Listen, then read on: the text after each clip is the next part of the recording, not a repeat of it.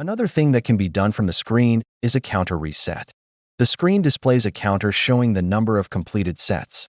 The pencil icon allows the counter to be reset. For example, if a previous run has been completed, clearing the counter resets the count to 0 for tracking the next day's run. Or, the stop counter function sets a page limit for job completion. Minimum and maximum values are detailed in the user guide. In this example, I do not want to use a job counter, but I want to clear the job counter. One notable mention is that the total counter is displayed at the bottom of the screen. This counter reflects the job's lifetime count. Clearing this counter resets the job-specific count, not the system-wide total. Settings are confirmed by selecting OK. Another thing to note from this screen is that touching and holding the job name opens a pop-up menu with additional options. If the job name is unclear or duplicated, renaming is recommended. Touching the Rename button allows the job to be renamed to Chicago Check Run.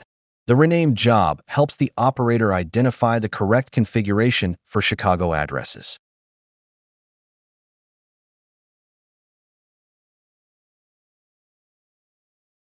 A description box provides additional context, such as labeling jobs by week number.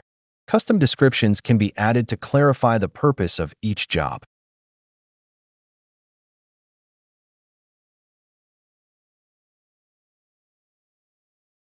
Additional options include copying, editing, or deleting the job.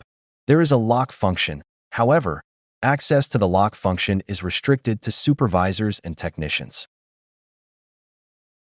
Now, let's say you want to create a similar job, such as another check run, but it will be for the city of Los Angeles.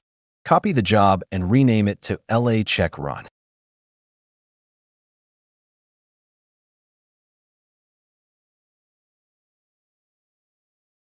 The new job retains all previous settings with a new name.